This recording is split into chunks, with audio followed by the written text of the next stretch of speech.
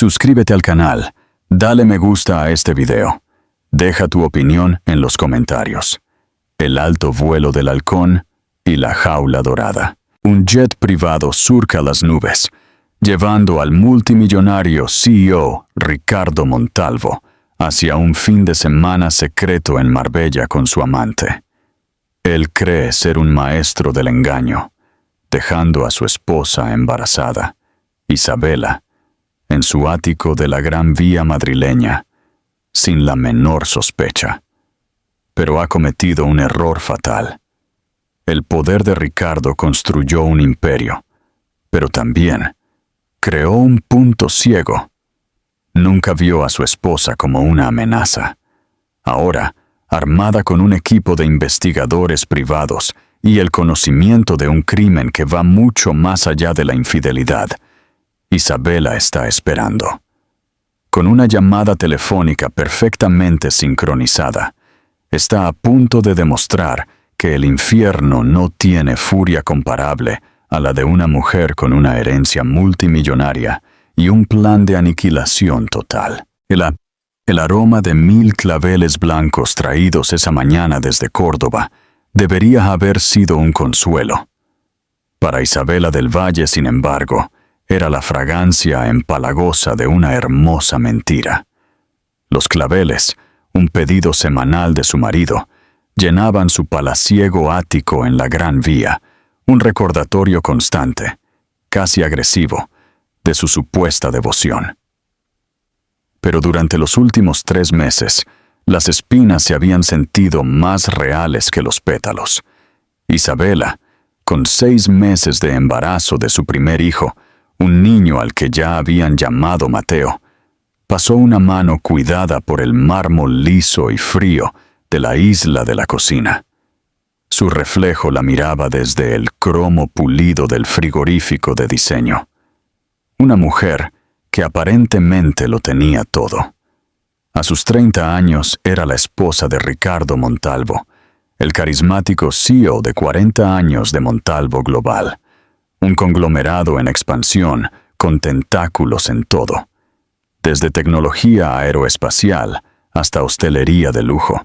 Su boda, un fastuoso evento en el Palacio de Liria, había sido el acontecimiento social del año, una unión de viejo dinero y nueva ambición. La familia de Isabela, los del Valle, eran una institución de Sevilla, su riqueza arraigada en la agricultura y la banca durante generaciones. Ricardo, por otro lado, era un titán hecho a sí mismo, un hombre cuya implacable ambición lo había impulsado desde un origen modesto hasta la cima del mundo financiero. Era apuesto, encantador, y hasta hace poco Isabela había creído que era completamente suyo. La primera grieta en la fachada había sido casi imperceptible. Una reunión de la junta directiva a altas horas de la noche que se prolongó hasta las 3 de la madrugada. Un viaje de negocios a Lisboa que su padre, un hombre con una comprensión casi psíquica del comercio global, casualmente mencionó que parecía extraño dado el clima actual del mercado. Luego vinieron los susurros, los sutiles cambios en el comportamiento de Ricardo. Comenzó a proteger su teléfono con la ferocidad de un cerbero, su pantalla siempre en ángulo opuesto a ella. El persistente aroma de un perfume, que no era el suyo, un tenue jazmín almizclado, se aferraba a su ropa en más de una ocasión. Cuando ella le preguntó, él se rió. Debió ser un abrazo largo con una de las esposas de los inversores, cariño. Ya sabes cómo son los portugueses. Pero Isabela no era tonta. Había sido criada en un mundo donde se esperaba que las mujeres fueran hermosas, anfitrionas amables y, sobre todo, discretas. Se les enseñó a hacer la vista gorda ante las indiscreciones de sus poderosos maridos, a preservar la santidad del apellido familiar y la fortuna que representaba. Su propia madre, una mujer de impecable linaje y trajes de alta costura aún más impecables. Le había dicho una vez: «Los hombres de su estatura, querida, tienen apetitos. Es deber de una esposa ser el plato principal, no preocuparse por el ocasional amuse-bouche». Durante un tiempo, Isabela había intentado seguir ese consejo. Había intentado tragar la amarga píldora de la sospecha, centrarse en el bebé que crecía dentro de ella, el futuro de la dinastía Montalvo del Valle. Se había volcado en el diseño de la habitación del bebé, un país de las maravillas con temática celestial, de azules marinos y dorados, con un mural pintado a mano de las constelaciones en el techo. Organizó galas benéficas, su barriga de embarazada un símbolo de fecundidad y dicha doméstica. Todo mientras un frío y silencioso pavor se enroscaba en su estómago. El punto de inflexión llegó hace una semana. Ricardo estaba en la ducha, y su teléfono, dejado descuidadamente sobre la manta de cachemira de su cama con dosel, zumbó incesantemente. Era un teléfono nuevo, un dispositivo elegante y hecho a medida de una empresa tecnológica boutique en Suiza, supuestamente para una seguridad mejorada. Tenía dos, uno para negocios, otro para uso personal. Este era el personal. En la pantalla de bloqueo, una serie de mensajes de un nombre que no reconocía parpadearon en rápida sucesión. Marbella no puede llegar lo suficientemente pronto. Contando las horas, he reservado nuestra suite habitual en el Hotel Puente Romano. Y luego, el que hizo que la sangre se le helara. No te preocupes por el pájaro en la jaula dorada. Ella no sospechará nada. El pájaro en la jaula dorada. La crueldad casual, la arrogancia despectiva, habían destrozado la poca compostura que le quedaba a Isabela. No era solo una esposa engañada, era un objeto, una bonita posesión, para ser manejada y engañada. En ese momento, algo dentro de ella cambió. La heredera complaciente y bien educada retrocedió. Y una mujer que no sabía que existía, una mujer forjada en el crisol de la traición, comenzó a emerger. Esa noche, ella no lo confrontó. En cambio, interpretó a la perfección el papel de la esposa embarazada, cariñosa y ligeramente cansada. Escuchó atentamente mientras él hablaba de un viaje de negocios de última hora e inevitable a Marbella. Una reunión crucial con un consorcio bancario suizo, explicó. Sus ojos del color de un mar tormentoso, llenos de una sinceridad convincente. Es un trato que podría redefinir la rama europea de Montalvo Global durante la próxima década, dijo, su mano descansando sobre su vientre hinchado. Solo estaré fuera 48 horas, mi amor. Volveré antes de que tengas la oportunidad de echarme de menos. Isabela sonrió con una sonrisa dulce y comprensiva, y le deseó lo mejor. Claro, cariño, los negocios son los negocios. Mateo y yo te estaremos esperando. Pero mientras él empacaba su equipaje de mano de cuero, hecho a mano, doblando meticulosamente sus trajes a medida, Isabela estaba haciendo sus propios planes. Había pasado su vida rodeada de poder y había aprendido bien sus lecciones. La información era el arma definitiva y estaba a punto de armarse hasta los dientes. Su primera llamada fue a un hombre que su padre había usado durante años, un investigador privado discreto y despiadadamente eficiente llamado Roberto Molina. Molina era un fantasma, un ex agente del CNI que ahora dirigía una empresa de seguridad boutique en Londres, que atendía a los ultrarricos. Se especializaba en el tipo de problemas que no podían resolverse con una simple demanda o una declaración de relaciones públicas. Era caro, pero para la hija de un del Valle, eso tenía poca importancia.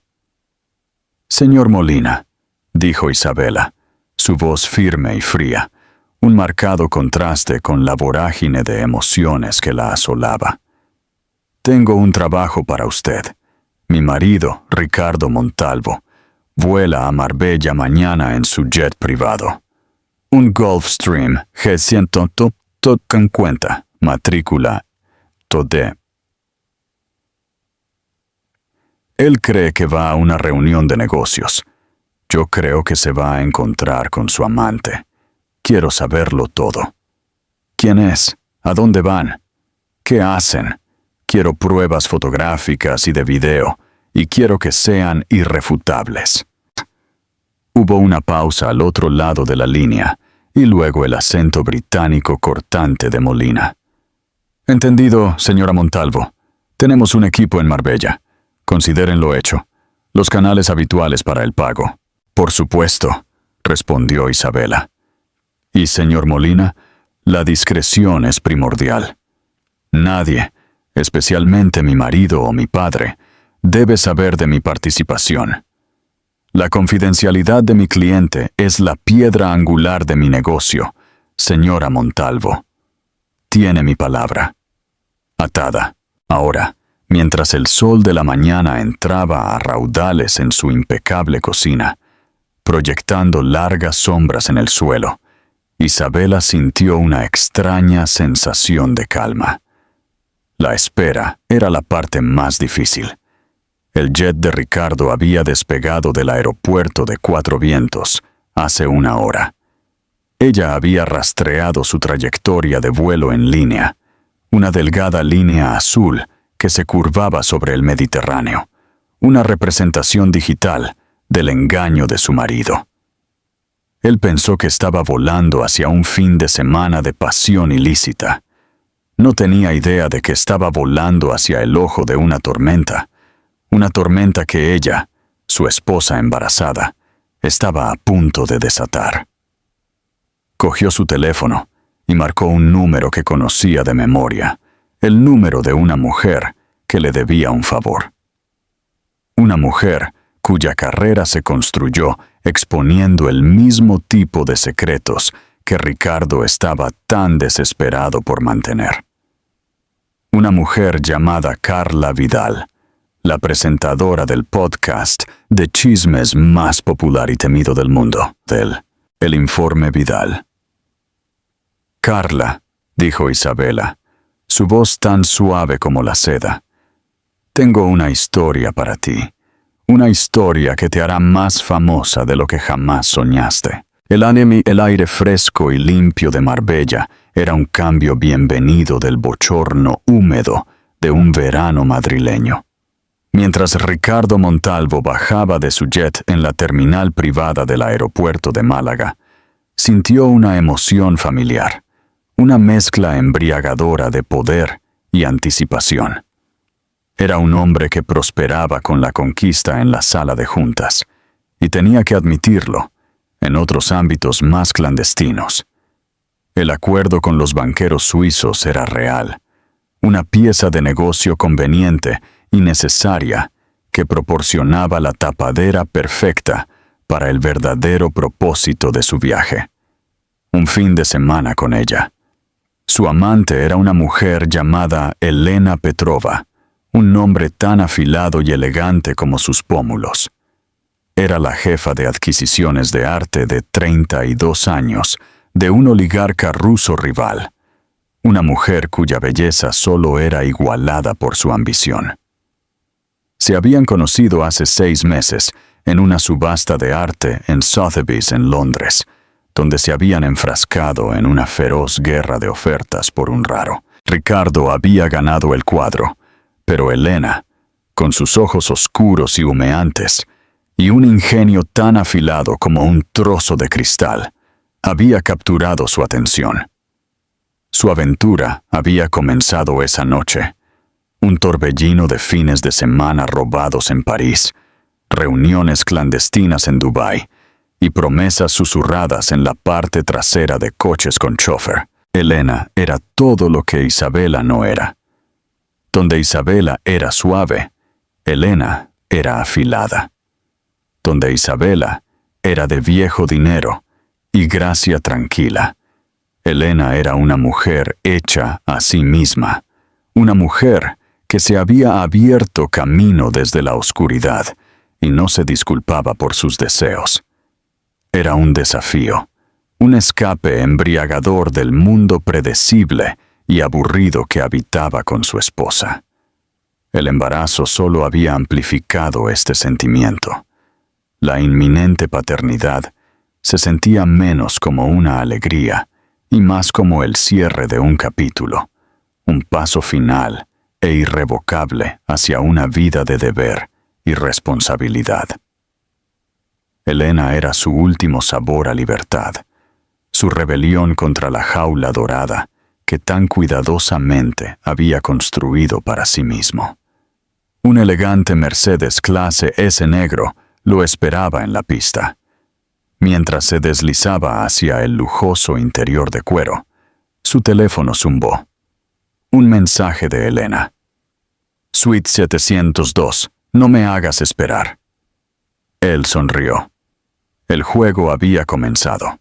Mientras tanto, a unos cientos de metros de distancia, en un coche de alquiler sin distintivos, aparcado con una vista clara de la terminal privada, dos hombres permanecían en silencio. Eran parte del equipo de Roberto Molina, un par de ex soldados de las fuerzas especiales que ahora eran operativos muy bien pagados en el mundo del espionaje corporativo y la investigación privada. Eran pacientes, metódicos y completamente invisibles. Una cámara de teleobjetivo con un estabilizador de imagen de última generación descansaba en el salpicadero, su lente apuntando al Mercedes. Cada movimiento, cada detalle estaba siendo capturado.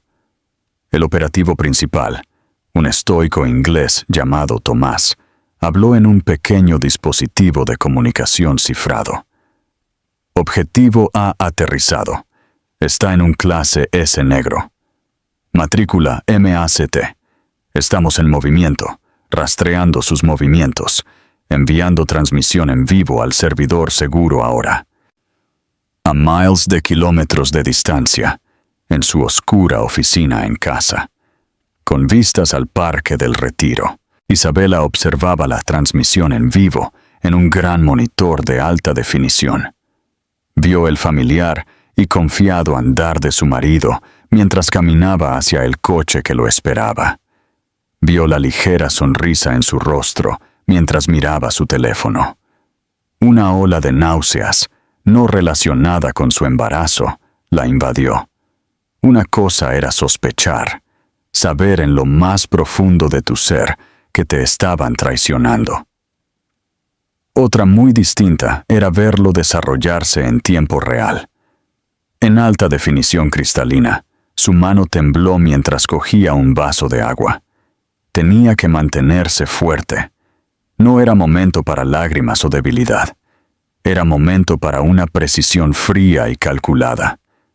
Tenía un plan, un ataque multifacético que no solo expondría a Ricardo, sino que también la protegería a ella y a su hijo por nacer. La primera fase ya estaba en marcha. El equipo de Roberto Molina reuniría las pruebas, la prueba irrefutable de la aventura. La fase 2 involucraba a Carla Vidal. Isabela le había dado la exclusiva, la promesa de una historia que sacudiría los cimientos de la sociedad madrileña. Pero le había dado instrucciones estrictas. La historia no debía publicarse hasta que Isabela diera la señal. El momento tenía que ser perfecto. La fase 3 era la más compleja y la más peligrosa. Involucraba a Montalvo Global. Isabela, a pesar de su exterior de chica de sociedad, tenía una mente aguda para los negocios, un rasgo que había heredado de su padre. Había formado parte de la junta directiva de varias de las fundaciones benéficas de su familia y tenía una mejor comprensión del gobierno corporativo de lo que Ricardo le daba crédito. Durante la última semana, desde que descubrió los mensajes en su teléfono, había estado consultando en secreto con un equipo de contadores forenses y abogados corporativos, un equipo tan discreto que solo se comunicaban a través de canales cifrados y se les pagaba en criptomonedas no rastreables.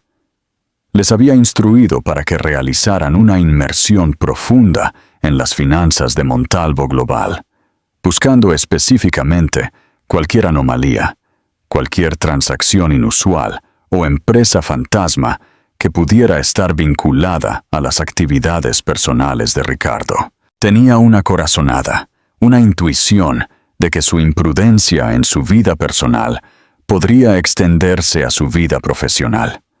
Si pudiera encontrar pruebas de irregularidades financieras, tendría una ventaja que iría mucho más allá de la mera infidelidad. Sería la diferencia entre un divorcio público y desordenado y una adquisición corporativa cuidadosamente orquestada. De vuelta en Marbella, el Mercedes de Ricardo se detuvo en la gran entrada del Hotel Puente Romano, un bastión del lujo del viejo mundo a orillas del Mediterráneo. Fue recibido por el gerente del hotel, un hombre que lo conocía bien y era el alma de la discreción. «Bienvenido de nuevo, señor Montalvo. Todo está preparado como solicitó». «Gracias, Jean-Luc», dijo Ricardo, deslizando un billete de 100 euros en la mano del gerente. «Ya sabes cuánto valoro tu atención al detalle». Evitó el vestíbulo, tomando un ascensor privado directamente al 7º piso. Caminó por el pasillo silencioso y alfombrado hasta la suite 702, la suite real, un espacioso apartamento con vistas panorámicas al mar y al jardín. Abrió la puerta y allí estaba ella. Elena estaba de pie junto a las ventanas de suelo a techo, con una copa de champán en la mano, vistiendo una bata de seda que se ceñía a su esbelta figura. Se giró con una sonrisa lenta y depredadora en su rostro. «Llegas tarde», ronroneó, su acento ruso espeso y seductor. «Tuve que hacer una parada», dijo Ricardo, su voz baja. Caminó hacia ella, sus ojos devorándola. Le había traído un regalo, una pequeña caja de terciopelo de Graf, una joyería conocida por sus diamantes, escandalosamente caros y raros. Dentro había un collar, una cascada de diamantes amarillos canario que debió costar una pequeña fortuna. Los ojos de Elena se abrieron al verlo.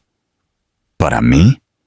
No debiste haberte molestado, pero sus manos ya lo estaban alcanzando, sus dedos trazando las facetas frías y duras de las piedras. Desde un edificio al otro lado de la calle, otra de las operativas de Molina, una mujer con las manos firmes de un cirujano, capturó toda la escena a través de la lente de una potente cámara telescópica. El regalo, el abrazo, el beso apasionado que siguió. Cada fotograma era un clavo en el ataúd del matrimonio de Ricardo Montalvo. Isabela lo observó todo en su pantalla, su rostro una máscara de piedra. El dolor era algo físico, un dolor agudo y punzante en el pecho. Pero debajo del dolor, una ira fría y dura comenzaba a cristalizarse. Vio el collar de diamantes, una baratija comprada con el dinero que se suponía que construiría un futuro para su hijo. Vio la forma en que él miraba a Elena, una mirada de hombre cruda que no le había dado a ella en años. Cogió su teléfono. Era hora de poner en marcha la fase 2. Marcó a Carla Vidal. «Carla», dijo, su voz desprovista de emoción. «Tengo una actualización para ti. Y un nombre. Elena Petrova, jefa de adquisiciones de arte del grupo Antonov. Están en el Hotel Puente Romano, en Marbella. Suite 702. Y acaba de darle un collar muy, muy caro.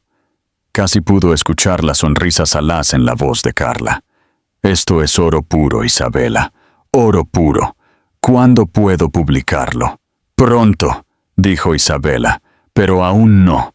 Quiero dejarle disfrutar de su pequeña escapada un poco más. Quiero que se sienta seguro y protegido. Y luego, cuando menos se lo espere, vamos a quemar su mundo hasta los cimientos. Colgó el teléfono y volvió su atención al monitor. La transmisión en vivo desde Marbella ahora mostraba a Ricardo y Elena, copas de champán en mano, riendo en el balcón de su suite. Las luces de la ciudad brillando detrás de ellos, como 1000 ojos juzgadores.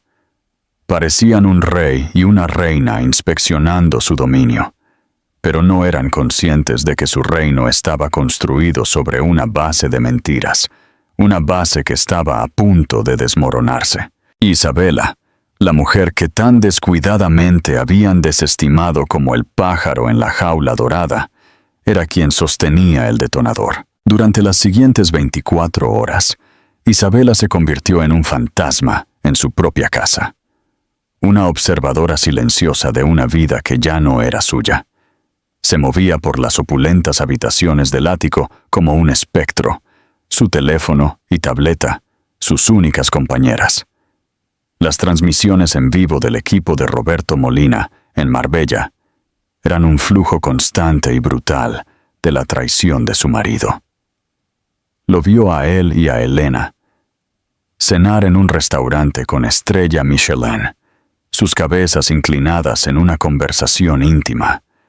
Los vio pasear de la mano por las orillas del Mediterráneo, sus siluetas nítidas contra el sol poniente. Los vio regresar al hotel, sus brazos entrelazados, desapareciendo en la jaula dorada de su suite. Cada imagen era una nueva herida, una nueva capa de dolor. Pero con el dolor llegó una claridad escalofriante. El dolor seguía ahí, una manta pesada y asfixiante. Pero ahora estaba entretejido con una resolución férrea. Ya no era solo una esposa con el corazón roto. Era una mujer en una misión, una general reuniendo sus fuerzas para una guerra que no tenía intención de perder. Sus días eran un torbellino de llamadas cifradas y videoconferencias seguras con sus equipos legales y financieros. Los contadores forenses, un equipo de genios brillantes pero socialmente torpes que operaban desde una oficina sin distintivos en Zúrich, habían estado trabajando sin descanso. Estaban examinando los laberínticos registros financieros de Montalvo Global, siguiendo las migas de pan digitales que Ricardo, en su arrogancia, seguramente había dejado atrás. El avance llegó el segundo día del viaje de Ricardo. Isabela estaba en una conferencia telefónica con el jefe del equipo de contabilidad, un hombre que solo se hacía llamar Orion. «Hemos encontrado algo, señora Montalvo», dijo Orion, su voz monótona, seca e imparcial. «Es inteligente, muy inteligente, pero no lo suficiente».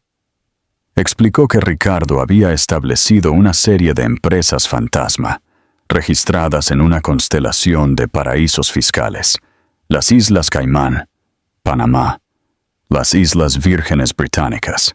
A primera vista, estas empresas parecían ser vehículos de inversión legítimos, parte de la compleja estrategia internacional de Montalvo Global. Pero cuando el equipo de Orion despegó las capas de ofuscación legal y financiera, encontraron la verdad. Ha estado utilizando estas empresas fantasma para desviar dinero de Montalvo Global, explicó Orion. Cantidades pequeñas al principio, unos cientos de miles aquí y allá, disfrazadas como honorarios de consultoría o de intermediación. Pero las cantidades han ido aumentando exponencialmente en los últimos 6 meses. Estamos hablando de decenas de millones de euros, señora Montalvo. A Isabela se le heló la sangre. Esto era mucho peor de lo que había imaginado. Esto no era solo infidelidad. Esto era malversación a gran escala. ¿A dónde va el dinero?, preguntó, su voz apenas un susurro. Esa es la parte interesante, respondió Orion. Se está canalizando a una única cuenta en un banco privado en Liechtenstein. La cuenta está en poder de un fideicomiso, y la única beneficiaria de ese fideicomiso es una mujer llamada Elena Petrova. Isabela sintió que se le iba el aire de los pulmones. El collar de diamantes era una baratija. Este era el verdadero premio. No solo estaba teniendo una aventura con Elena, la estaba financiando. Estaba robando a su propia empresa, a su futuro, a su hijo, para construir una nueva vida con su amante. Y hay más, continuó Orion.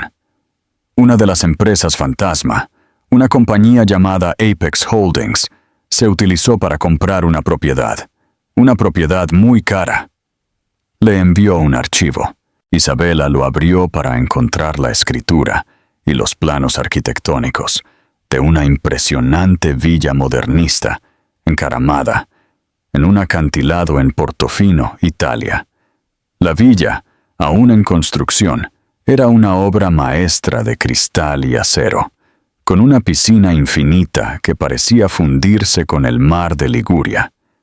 El precio de compra era la asombrosa cifra de 25 millones de euros, y el propietario registrado era Apex Holdings. La descarada audacia, la profundidad de su engaño, eran asombrosas. No solo estaba planeando una escapada de fin de semana, estaba construyendo una nueva vida, un nuevo hogar, un nuevo futuro, todo con dinero robado, y lo estaba haciendo justo delante de sus narices. Necesito que documente todo, Orion, dijo Isabela, su voz ahora dura como el acero. Cada transacción, cada correo electrónico, cada transferencia bancaria. Quiero un archivo tan grueso e irrefutable que lo entierre. Considérenlo hecho, señora Montalvo. Tendremos un expediente completo listo para usted en 1 hora. Después de que la llamada terminó, Isabela se sentó en silencio durante mucho tiempo. Los planos arquitectónicos de la villa de Portofino brillaban en su pantalla. La hermosa casa destinada a otra mujer era un monumento a su traición. Pero también era su mayor vulnerabilidad. Era el hilo suelto que, al tirar de él, desharía todo su mundo. Pensó en su padre, un hombre de principios inquebrantables, un hombre que valoraba la integridad y el honor por encima de todo. Era miembro de la junta directiva de Montalvo Global, un puesto que había asumido para asesorar a Ricardo y guiar al joven CEO. Había confiado en Ricardo, lo había recibido en su familia. El descubrimiento de la aventura sería un profundo golpe personal para él.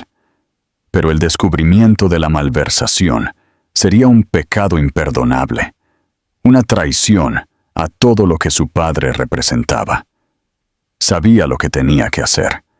Era hora de involucrar a su padre, pero tenía que tener cuidado. Tenía que presentárselo de una manera que lo obligara a actuar, no solo como un padre herido, sino como un miembro responsable de la junta, con un deber fiduciario hacia la empresa y sus accionistas. ¿Crees que Isabela debería haber confrontado a Ricardo antes, o su plan silencioso fue más efectivo? Mientras tanto, en Marbella, Ricardo Montalvo se sentía invencible. La reunión de negocios con los banqueros suizos había ido excepcionalmente bien. Habían acordado en principio una nueva línea de crédito para la expansión europea de Montalvo Global, un acuerdo que sería aclamado como un gran golpe en la prensa financiera. Su fin de semana con Elena había sido una escapada perfecta y embriagadora. Mientras empacaba sus maletas para regresar a Madrid, sintió una renovada vitalidad. Creía que había compartimentado con éxito su vida, que podía tenerlo todo. la respetable esposa embarazada y el prestigioso apellido familiar en Madrid, y la apasionada y emocionante amante escondida para su placer personal. Su teléfono sonó. Era Isabela. Lo dejó sonar un momento, una pequeña y cruel sonrisa en sus labios, el pájaro en la jaula dorada llamando a su amo. Finalmente contestó. Su voz, una máscara de afecto suave y practicada. Hola, mi amor. Justo estaba pensando en ti. Las reuniones fueron mejor de lo que jamás podría haber esperado. Ya voy camino al aeropuerto. Estaré en casa antes de que te des cuenta. Eso es maravilloso, cariño. La voz de Isabela llegó por teléfono, tan dulce y almibarada como la miel. Pero debajo de la dulzura había una nota nueva e inusual, un toque de algo frío y afilado. Tengo una sorpresa para ti cuando regreses, algo que creo que te resultará esclarecedor. ¿Una sorpresa? Me encantan las sorpresas, dijo Ricardo, una ligera inquietud comenzando a punzarle en la nuca. ¿Qué es? Tendrás que esperar y ver, respondió Isabela, su voz bajando a un susurro. Pero te daré una pista. Involucra a una mujer llamada Elena Petrova, una villa en Portofino, y la junta directiva de Montalvo Global. El teléfono se quedó en silencio.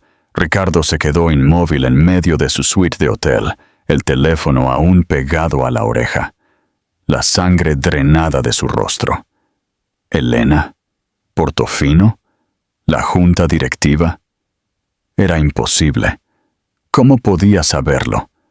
¿Cómo podía saberlo? Una ola de pánico, fría y nauseabunda, lo invadió.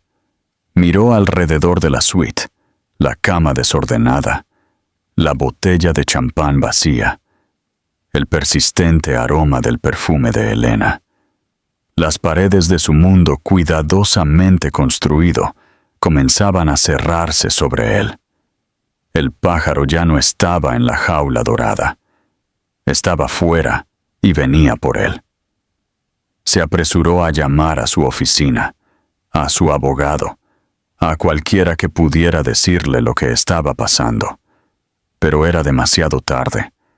La tormenta que nunca había visto venir estaba a punto de desatarse, y él estaba parado directamente en su camino. El vuelo de regreso a Madrid fue las 8 horas más largas de la vida de Ricardo Montalvo.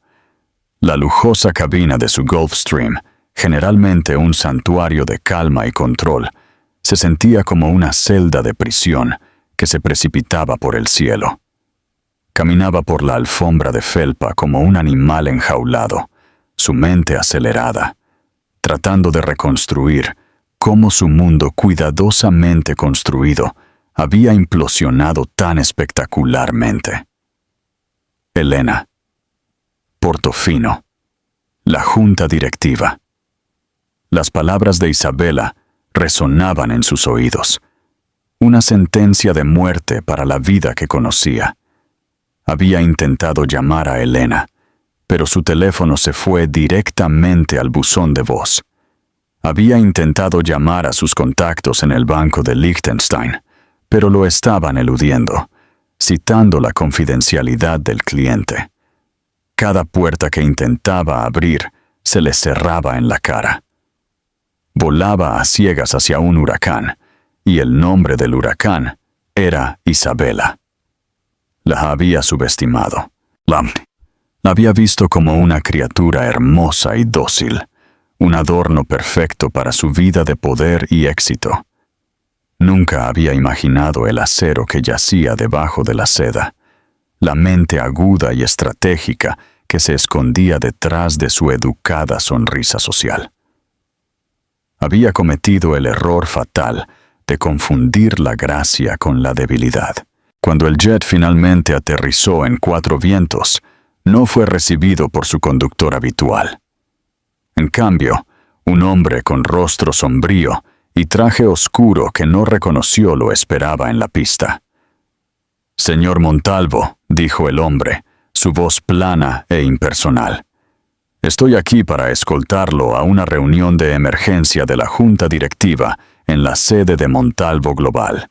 ¿Una reunión de la Junta? ¿Ahora? Es medianoche, protestó Ricardo, su voz teñida de un pánico que ya no podía ocultar. La Junta ha sido convocada, señor.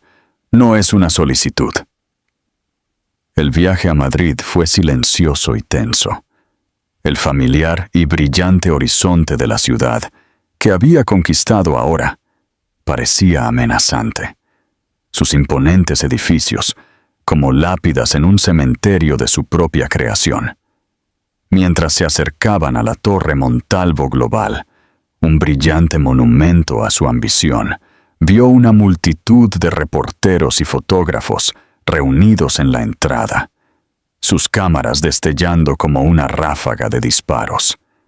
La noticia había estallado. Mientras Ricardo estaba en el aire, Carla Vidal había soltado la bomba. Su podcast, El Informe Vidal, había lanzado un episodio especial, una explosiva exposición que detallaba la aventura entre Ricardo Montalvo y Elena Petrova. Lo tenía todo: el viaje clandestino a Marbella, el nombre del hotel, el número de suite, el collar de diamantes. Fue un derribo brutal y meticuloso, y se había extendido como la pólvora por internet. Para cuando el avión de Ricardo aterrizó, su nombre era tendencia en Twitter, y su rostro estaba pegado en cada blog de chismes y sitio de noticias del planeta. Pero la aventura era solo el primer asalto. Isabela había guardado la munición real para la reunión de la Junta. Fue conducido por una entrada trasera, evitando el circo mediático, y llevado directamente a la sala de juntas del piso 50. La sala, generalmente un testimonio de su poder, era ahora una arena para su ejecución. La larga y pulida mesa de caoba estaba llena de los rostros severos e implacables de la junta directiva. A la cabecera de la mesa, en el asiento del presidente, estaba el padre de Isabela, Guillermo del Valle. Su rostro, una máscara de furia fría y controlada. Y junto a él, en el asiento que le correspondía a Ricardo, estaba Isabela. Llevaba un vestido negro sencillo, pero elegante. Su embarazo una declaración silenciosa y poderosa en la sala. Parecía tranquila, serena, sus ojos claros y firmes. El pájaro en la jaula dorada se había ido. En su lugar, había una mujer tan formidable como cualquier titán de la industria en esa sala. Ricardo. La voz de Guillermo del Valle fue como el chasquido de un látigo que cortó el espeso y tenso silencio. Gracias por acompañarnos. Tenemos mucho que discutir. Ricardo abrió la boca para hablar, para ofrecer alguna defensa, alguna explicación. Pero Isabela lo interrumpió. No hay necesidad de formalidades, padre, dijo, su voz resonando con una autoridad que dejó a la sala en silencio. Se puso de pie, y en la gran pantalla detrás de ella, la pantalla generalmente reservada para proyectar las ganancias trimestrales y los análisis de mercado, apareció una imagen. Era una fotografía de alta resolución de Ricardo y Elena besándose en el balcón de su suite en Marbella. Un jadeo colectivo recorrió la sala. Ricardo sintió que sus últimos restos de compostura se desmoronaban. Estaba expuesto, humillado, su traición al descubierto para que todos la vieran. Como pueden ver, continuó Isabela, su voz fría y uniforme, mi marido ha estado ocupado. Su reciente viaje a Marbella, que afirmó que era para una reunión de negocios crucial, fue de hecho una cita romántica con su amante, una señorita Elena Petrova. Luego procedió con la calma y la precisión metódica de una fiscal experimentada a exponer su caso. Presentó las fotografías y las imágenes de video del equipo de Roberto Molina, un registro visual condenatorio de la aventura. Reprodujo una grabación de su última llamada telefónica con Ricardo, aquella en la que había mentido tan fácilmente sobre el éxito de sus reuniones de negocios, pero no se detuvo ahí. Esto no era solo infidelidad. Esto era sobre el futuro de la empresa. Las indiscreciones personales de mi marido, aunque profundamente dolorosas para mí, no son la razón principal por la que estamos aquí esta noche, dijo, sus ojos recorriendo los rostros atónitos de los miembros de la Junta. Su imprudencia se extiende mucho más allá de sus votos matrimoniales. Amenaza los cimientos mismos de esta empresa. En la pantalla detrás de ella, las imágenes de la aventura fueron reemplazadas por una compleja red de diagramas de flujo y estados financieros. Era el expediente preparado por Orión y su equipo. Isabela, con la ayuda de su abogado corporativo que estaba sentado en silencio en un rincón de la sala, comenzó a guiar a la Junta a través del elaborado esquema de malversación de Ricardo. Expuso las empresas fantasma, las facturas fraudulentas, el desvío de millones de euros de fondos de la empresa. Les mostró las transferencias bancarias a la cuenta bancaria secreta de Elena Petrova en Liechtenstein. Y luego, para el gran final, mostró los planos arquitectónicos de la villa de 25 millones de euros en Portofino. Un lujoso nido de amor, construido con dinero robado. La sala de juntas estaba en silencio. El único sonido era el suave zumbido del aire acondicionado. Los miembros de la Junta, titanes de las finanzas y la industria, hombres que lo habían visto todo, miraban la pantalla con asombro e incredulidad. Estaban viendo un fraude de una audacia asombrosa, una traición a la confianza que iba al núcleo mismo de su ética corporativa. Ricardo estaba allí, desnudo, sus mentiras y engaños expuestos a la dura e implacable luz de la sala de juntas. Miró a Isabela, realmente la miró, y por primera vez vio a la mujer con la que se había casado.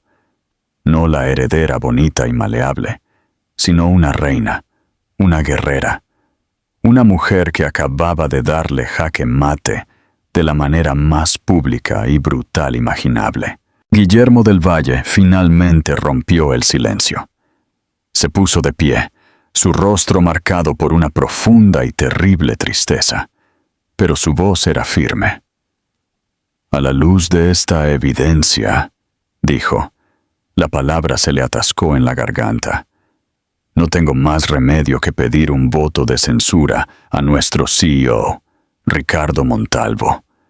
Además, propongo que lancemos de inmediato una auditoría forense independiente a gran escala de las finanzas de la empresa y entreguemos todos nuestros hallazgos a las autoridades pertinentes, incluida la Comisión Nacional del Mercado de Valores y el Ministerio de Justicia.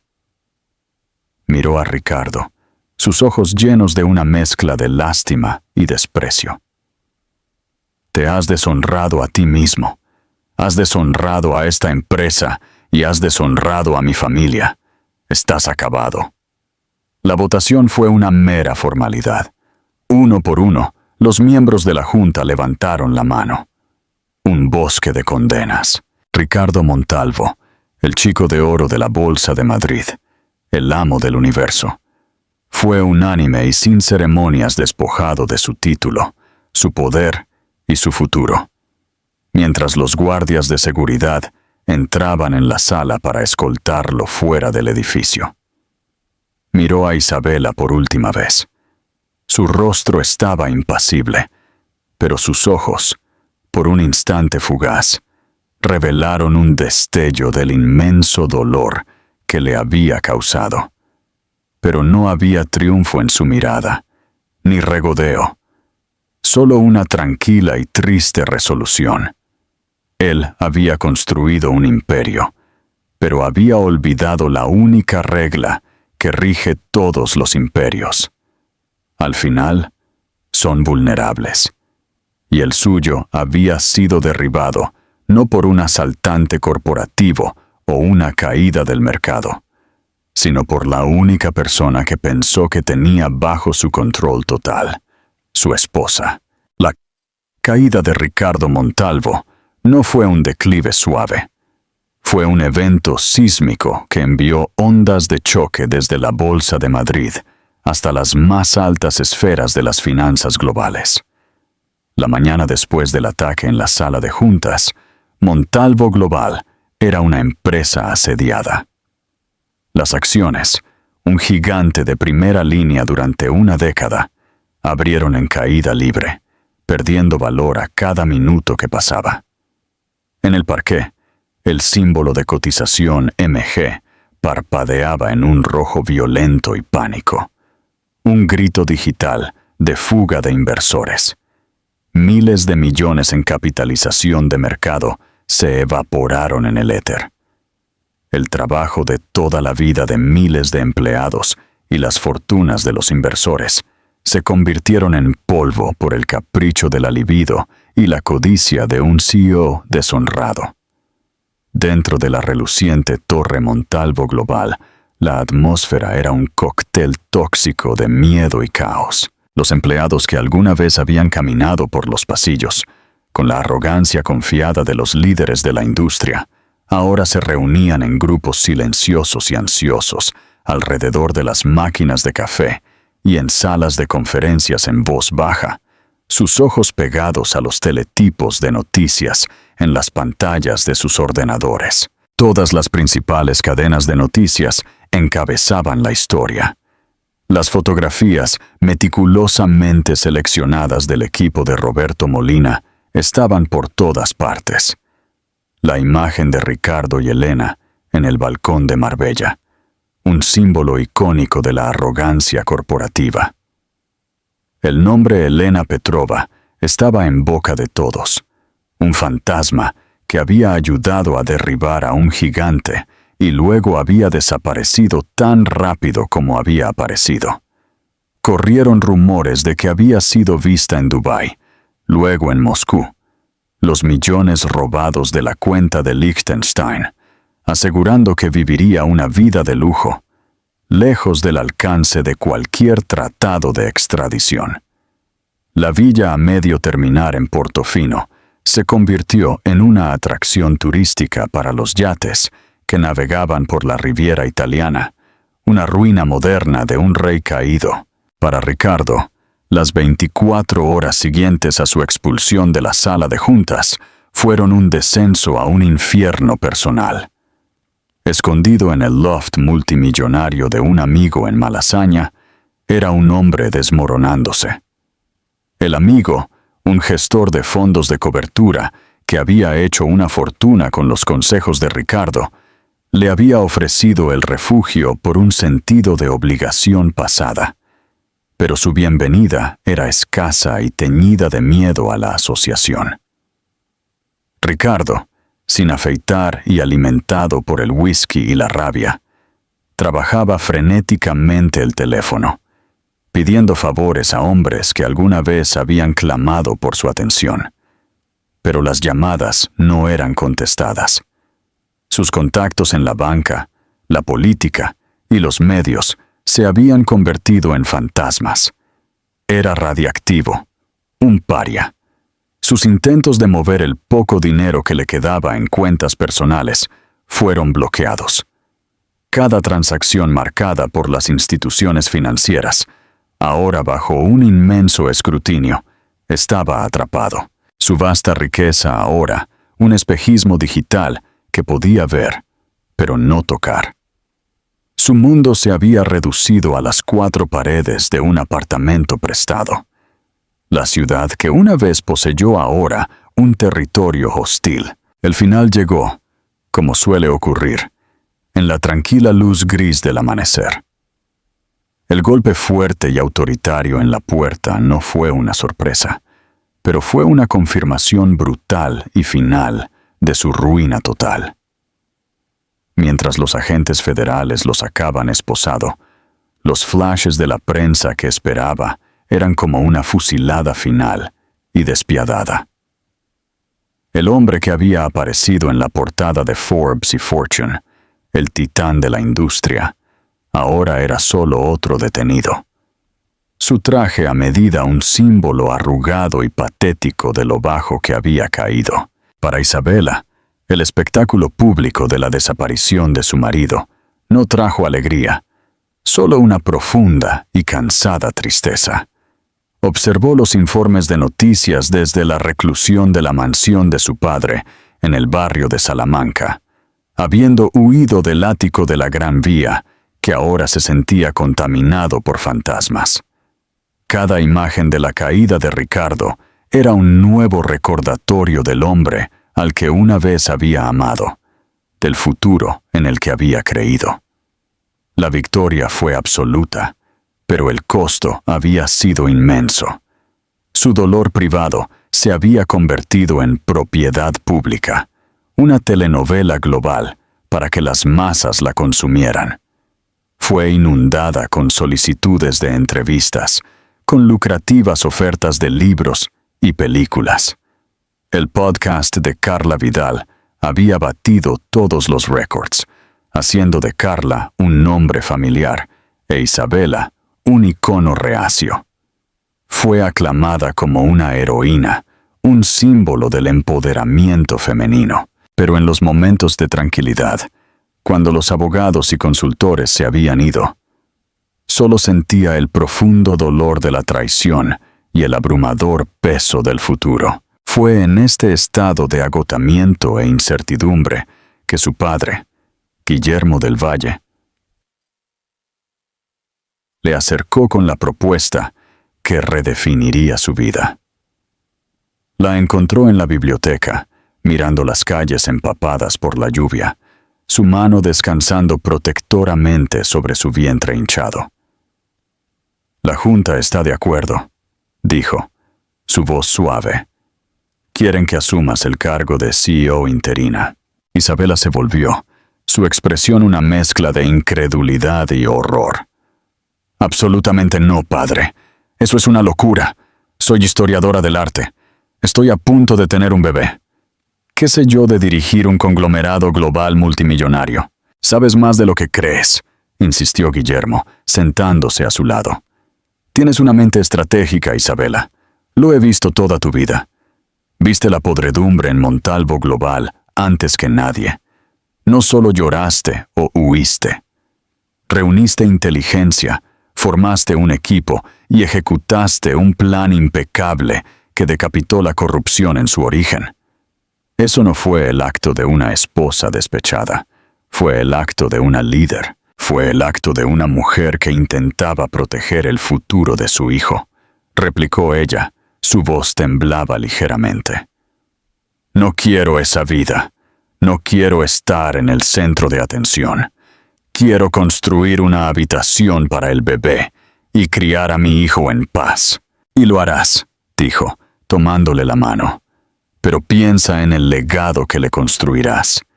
¿Quieres que su empresa, su herencia, sea gestionada por un comité de extraños, para siempre manchada por este escándalo? ¿O quieres que sea liderada por su madre, la mujer que la salvó? Eres la única persona que puede restaurar la integridad de ese nombre, Isabela. La única que puede señalar una verdadera y limpia ruptura con el pasado. El mundo te considera una víctima. Esta es tu oportunidad de mostrarles quién eres realmente. Una superviviente, una constructora, la mujer que recuperó su poder». Sus palabras tocaron una fibra sensible en lo más profundo de su ser. Tenía razón. Esconderse significaría dejar que las acciones de Ricardo definieran la empresa y, por extensión, el legado de su hijo, para siempre. Dar un paso al frente, por aterrador que fuera, era la única forma de reclamar verdaderamente la narrativa, de construir algo nuevo y limpio de los escombros. Con una respiración profunda que pareció salir de lo más profundo de su alma, Isabela del Valle asintió. Está bien, padre, lo haré. Su primer día como CEO interina fue un bautismo de fuego. En el momento en que salió de su coche frente a la Torre Montalvo Global, fue acosada por una frenética manada de reporteros que gritaban preguntas.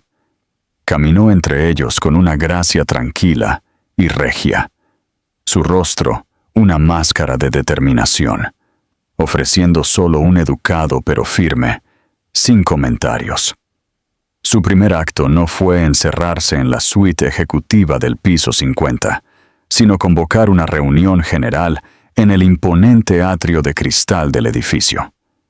De pie en un escenario sencillo, miró a los miles de empleados, sus rostros una mezcla de curiosidad, escepticismo y esperanza.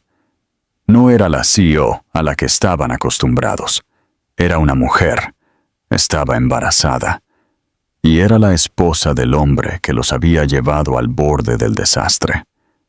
Sé lo que todos están pensando, comenzó, su voz clara y amplificada por el micrófono, pero conservando una cualidad íntima y personal. Todos me están mirando y se preguntan qué puede hacer una heredera del Valle, una historiadora del arte, para arreglar este desastre. La verdad es que no puedo arreglarlo sola. Esta empresa no se trata de una sola persona, nunca se supuso que lo fuera.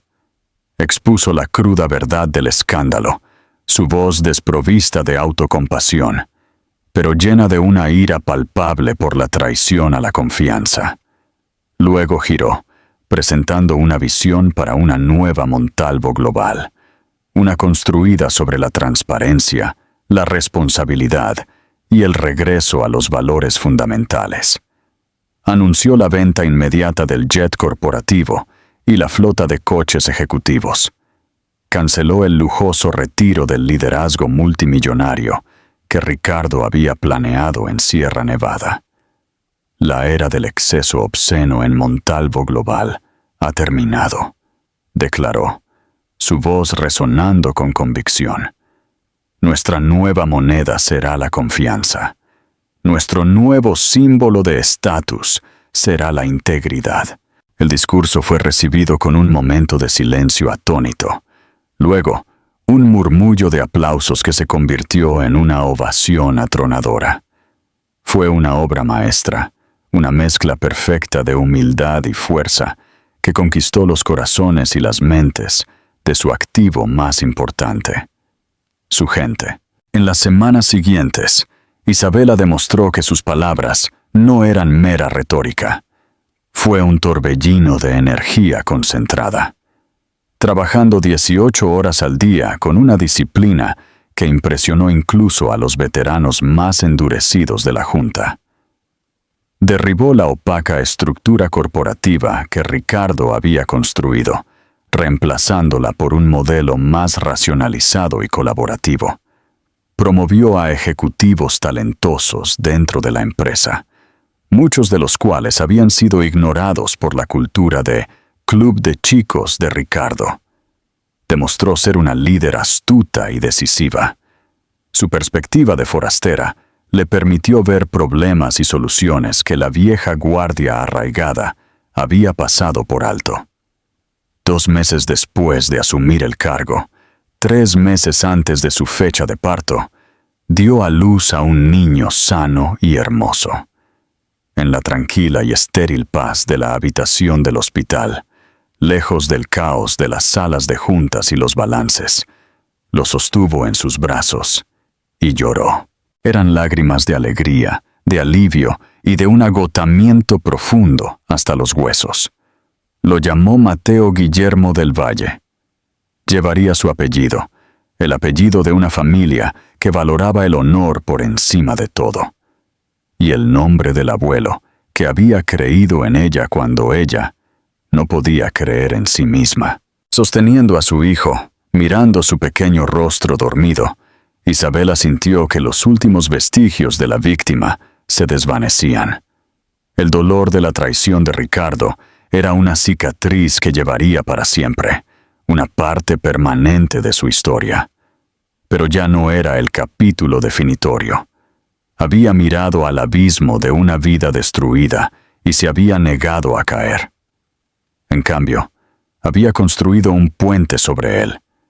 Ya no era un pájaro en una jaula dorada, ni era solo la mujer que había derribado a un rey. Era una reina por derecho propio, la arquitecta de una nueva dinastía forjada no por el privilegio, sino por el dolor, la resiliencia y una voluntad inquebrantable. Su mayor obra de arte no era una pintura en una pared, sino el futuro que ahora estaba construyendo para sí misma, para su empresa y para su hijo. ¿Qué lección crees que es la más importante de la historia de Isabela? ¿Hay algo que harías diferente si estuvieras en su lugar? La saga de Isabela del Valle es un crudo recordatorio de que en el deslumbrante mundo de los superricos, las traiciones más profundas a menudo provienen de los más cercanos a nosotros. Es una historia de amor, mentiras y el asombroso poder de una mujer que se negó a ser una víctima. El viaje de Isabela de una esposa embarazada con el corazón roto a una formidable CEO sirve como un poderoso testimonio de su resiliencia y brillantez estratégica. No solo se enfadó, lo consiguió todo. Su historia resuena porque es una epopeya moderna de justicia que demuestra que la integridad y el coraje pueden, en última instancia, triunfar sobre el engaño y la codicia. Si esta historia de drama de alto riesgo y reivindicación final te ha cautivado, por favor, muestra tu apoyo. Dale al botón de me gusta. Comparte este video con tus amigos, a los que les encantan las historias de grandes regresos. Y lo más importante, suscríbete a nuestro canal para más dramas de la vida real, que son más extraños y convincentes que la ficción.